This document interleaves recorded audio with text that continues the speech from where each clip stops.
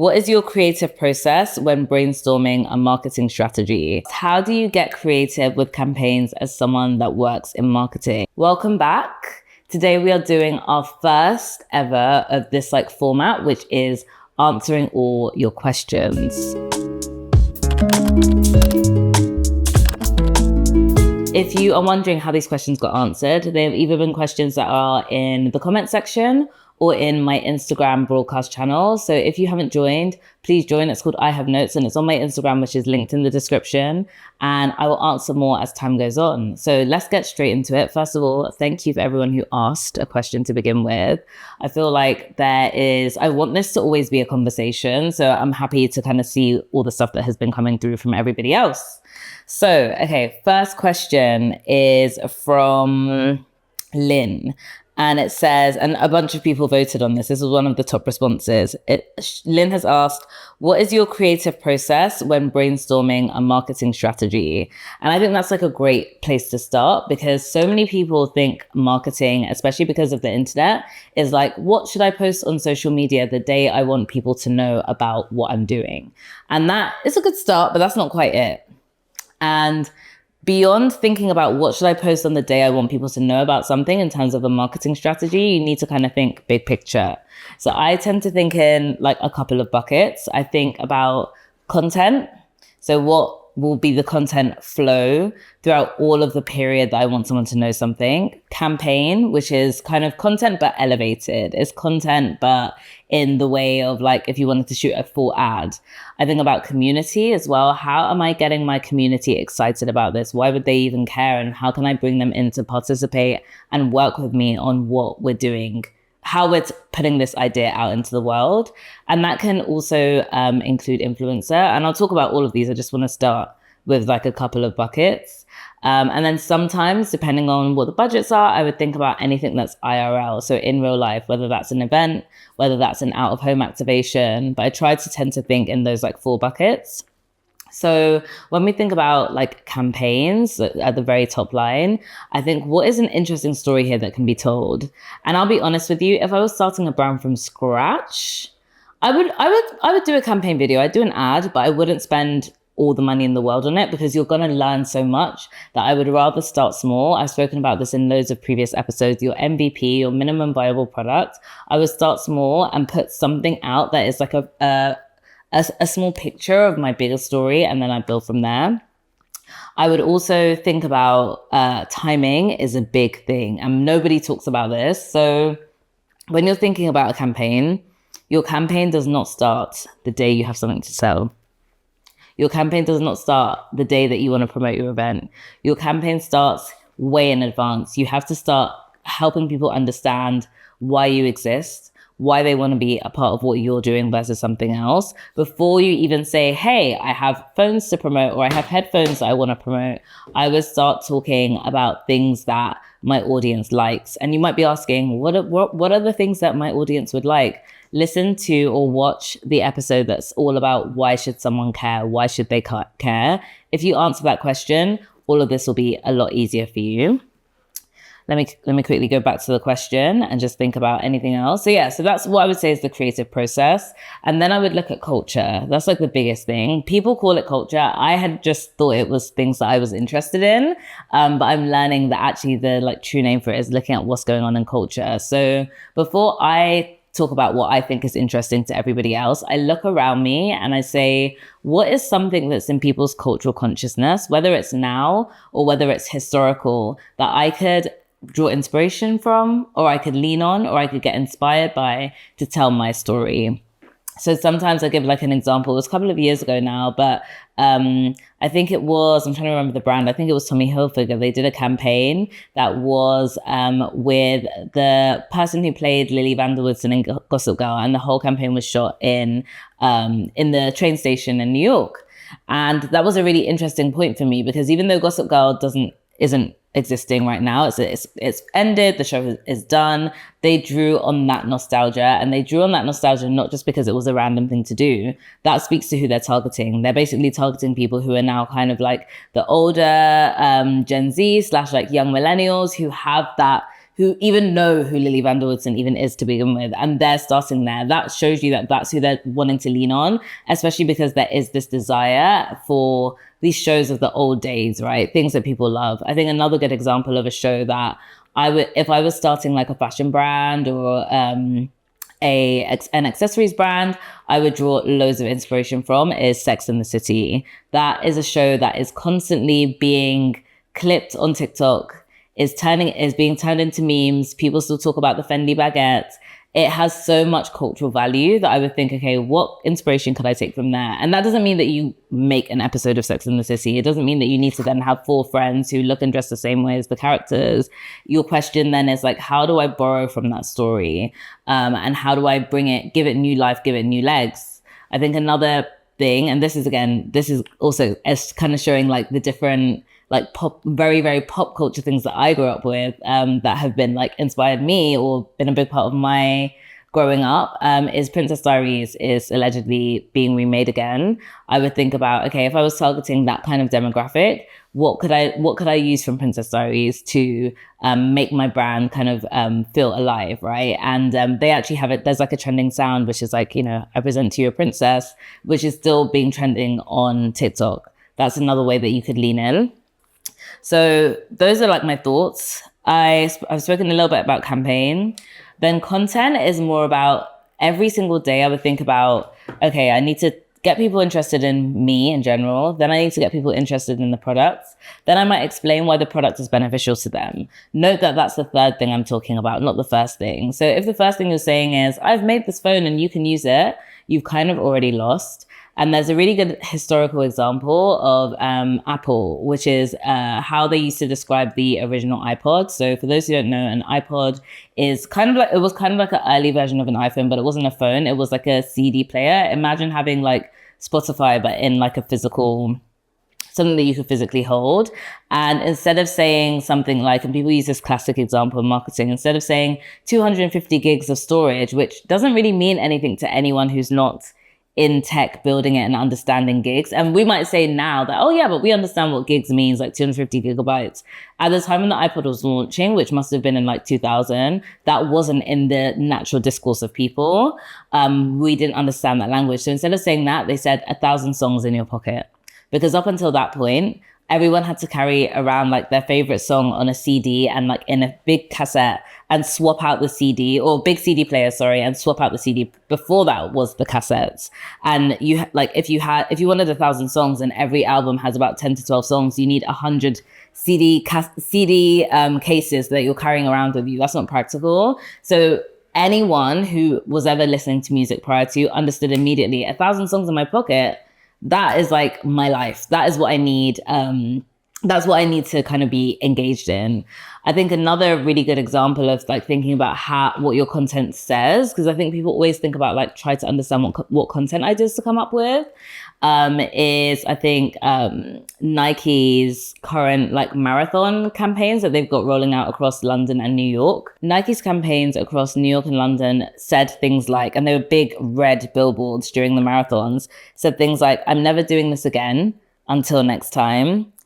If you don't hate running a little, you don't love running enough. I thought that's so smart.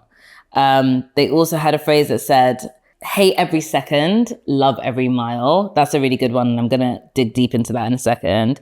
And another example of this is, you don't enter this race, you earn it. And in all of those campaigns, there was no mention of a shoe.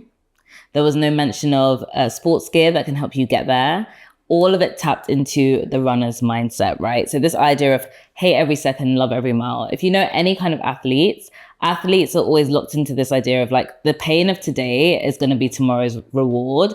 And by like tying up their like campaign language into this idea of like hate every second, love every mile, i.e. like the seconds that it takes to get there are painful, but the miles that you're clocking in as you're doing this race are like adding to you as like a champion, adding to you as someone who's like overcome something. And that like idea of, I guess, triumph more than anything makes you immediately think that this brand is about triumph. And I see myself as a runner. I'm speaking very hypothetically because I am not a runner, but I, as a runner, am seeing myself as someone who's overcoming something. And this is a brand that's front of mind for me when I'm overcoming something. And I think that's something that Nike have done historically, consistently, right? They believe in victory. They believe in like triumphing over challenges. And it's reflected in so many of their campaigns. Some of their most famous campaigns do not really include like, this is the shoe that we're selling you in the seasons floating around. It's always about an idea. It's about a dream. It's about an ideal that people work towards. If you're training for something, whether that's just in the gym or whether you're training for a marathon, you're working towards this bigger vision or this bigger goal of who you are. And that's what they're speaking to, because at the end of the day, if someone buys into your brand, and I use the word brand as in like those intangible things that someone's passionate about, those either fears, goals, aspirations. If someone buys into that, you can immediately say, you know, if I buy into this brand of like Triumph, whether you sell me a headband, a shoe, a jacket, it doesn't really matter because I'm bought into the idea. The products are just different paths to that idea. So I hope that helps.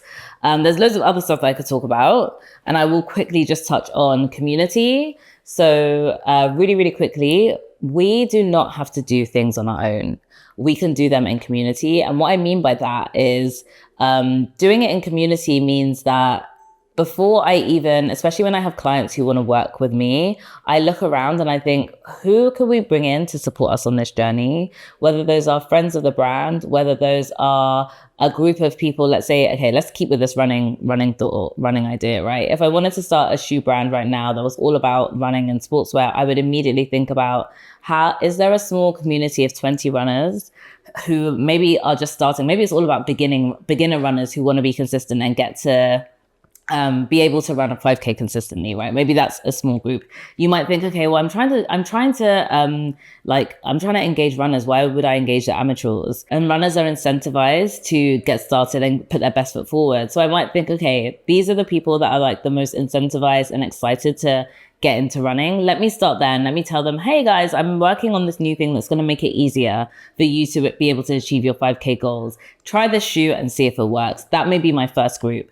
And the 10 people or 20 people in that running group, they have friends, they have families who may be more advanced runners or may not be runners yet, but be aspiring to, and they can talk to another 10 people. And I think about how can I incentivize that group? And it can be tricky because I know that we're trying to make the numbers work and sometimes we don't have massive budgets, but I definitely think it's always helpful to put aside some money or some time or some of the product that you're developing to give to others who can be a multiplier. Because if you keep everything to yourself, it's harder to actually get people excited about talking about what else you're doing. So think about how can I put something physical or otherwise. This could be a metaphorical thing. This could be an idea. How can I bring people on my journey so that they become advocates? I'm always thinking about that. I'm never thinking, how can I just tell people what's happening? I'm thinking, how can I empower someone else or encourage someone else or incentivize someone else to speak on my behalf or on the brands I work with behalf or on my friends' behalf? What makes this thing shareable? I may have talked about shares in a previous video, but shareability is like my holy grail. And I think it's so underrated. So Bisola the Bell has asked, how do you get creative with campaigns as someone that works in marketing? And this question of creativity is like really interesting to me because I think creativity, it sounds so like woo, but the truth is creativity comes from all around you. So some of my best ideas have come from watching TV, watching films, being in conversation with people. You're not necessarily going to find it in a book. One of the most common questions I get is like, what book should I read to help me with marketing? And there are actually books that I like, so maybe I will recommend some. Specifically, anything by Seth Godin is always fun and always helpful and always really like clarifies your thinking. But the best way that you can be creative is actually to live your life, is to go and watch a film, is to go and try new food, is to go and talk to people and hear about their experiences. I'm constantly like digesting people's ideas, their thoughts, their perspectives. And then when you have enough information, that information can bounce off each other. And when that information bounces off each other, it creates a spark of new ideas. So this isn't like an exact science where you can go somewhere and do one thing and get the best idea. What I love, but is also what's challenging about marketing, is there's no one way to do anything. There's no one single strategy. There's no one best idea. All you can do is create the best ideas that can come to you. And you can challenge them and talk to people and be like, what do you think about this? Get people's feedback. obviously the people that you ask, you need to respect either their taste level or they should reflect an audience that you're trying to reach. That's always the most helpful. Asking someone completely unrelated or uninterested in what you're going to sell or what you're going to put out in the world doesn't really make sense. But for me, it's being a student of life is really important. And I had mentioned in my video about Doechii that she is dressing like in school uniform almost, because she's a student of the game. And it's because the ability to reference, and this is something that people underestimate a lot, referencing is very key. Referencing means that you have looked at, you've read something in this book, you've seen something in this gallery, you've watched this film, you've seen something someone wore down the street, you've been in a conversation with a family friend or someone who's kind of more advanced in years, and you've taken that idea and you've said, okay, you've told me that the most popular thing that people like to eat are oranges. I'm going to think about how the next phase of my cooking business can integrate new recipe ideas for how to cook with your favorite food, orange, right? That's an example of like how you reference. You take an idea, you don't copy and paste it, but you take it and you translate it into something else. I think the last thing that I'll say when it comes to like creativity and campaigns is like, I'm going to use like MAC as a really good example because it broke this down really well. So MAC released a new collection of nude lipsticks and the campaign tagline was, I only wear MAC. And all of the talent in the campaigns were like seen in public places like the subway, all naked, all naked, but with like the graphics over, to kind of cover them up. And that was really fun because they took the idea of like, we're launching a nude lipstick, and they took the idea of nudes in makeup and translated it to nude in the true sense, and then brought it into places where people didn't expect to see nudity, right? So it was like quite a fun, cheeky campaign, like who's going to be naked in the subway? Someone who only wears MAC. And this idea of pointing back to like, this is the ultimate nude for you. And then without saying like, oh, this is the only thing to wear, or these are all the colors it comes in, they made sure that they casted people, the different talent in the campaigns, were of a majority of skin tones. And they also had, people who were in culture, like Julia Fox, like Tiffany Pollard. They had a couple of like people who are generally in cultural discourse. Back to this idea of what I said, like they knew who was on their For You pages. They knew who was trending. They knew who people were already talking about and tapped into them. That obviously may not necessarily be the case for all of us, because at the end of the day, like, we can't necessarily all afford that, but you can still take that idea and think about what else could you do to translate that. In the case of Julia Fox and Tiffany Pollard, one thing that we can all do immediately is both of them have very viral trending sounds. So if you were like, oh, I would love to work with them, use the next best thing, use a sound in your content to speak to whatever you're working on next, if you think that you're trying to tap into an audience that's tapped into what those women are saying and how they're portraying themselves online. So final question for this one, but I'm definitely going to do some more, so please stay tuned, is from Abiola. And she says, what would you say are the key skills and sensibilities of a successful marketer? And this kind of ties to what I've just said, which is like definitely listening. People do not listen enough in this life. I think sometimes we want to put something out there, so we're telling people, oh, like, this is cool. Listening is so important, whether that's like actually audibly listening to what someone's saying or just like being very observant online, understanding what people are already talking about. Again, this idea of, I think really good marketing hears what's happening in the world and speaks to that. I didn't necessarily say you hear what's happening in the world and you replicate it. I said you speak to it, and you have to figure out, how can I add value or like be interesting in this conversation without just like repeating what's already happening? Because if you repeat it, you just look like you're trying to jump in. And a lot of people have already talked about how annoying it can sometimes be when they see brands jump on trends, because it like just kind of kills the energy. So you never want to do that. So yeah, listening / being observant, being able to pull references. So you have to be a naturally like curious person and just kind of know things, because the amount of random information I can like retain and that I have actually helps me in my day-to-day life. And then I think another thing that is maybe the difference, and I've been thinking about this a lot, the difference between like creative. So creative is like when the campaign looks so cool and like they overlap, they work really closely hand in hand, and it is a form of marketing.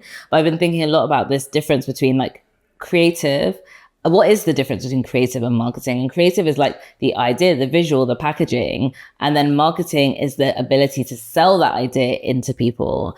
And I've said it a few times before in different conversations that as a marketer, if people don't understand what you're trying to put out, or if people don't get all the points that you're trying to communicate, then you need to be a stronger marketer, because even though you don't need to say things explicitly, you can find creative ways to say things so people get it. If let me take the MAC nude campaign, for example. If for some reason people didn't realize that all of the nudes came in multi-colors for different skin tones, then that had failed, right? Because it meant that maybe in their communication and their visuals, they'd only had people of like as one group of skin tones. If people didn't know where to shop it the day that it dropped, that is also a failure of marketing, because you have to kind of be able to signpost people. I always say, if you can't give people something easy enough for people to understand on a silver platter, then you're not a good marketer.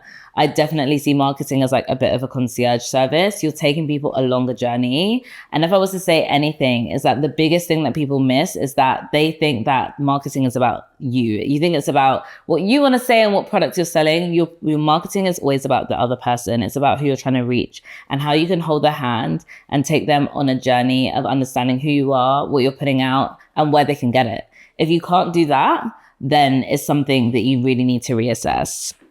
So that's it for all the questions for this week. But I'm loving it. If you've got more questions, please drop them in any of the like comment sections, either here or in the broadcast channel. And we will speak again in the next episode.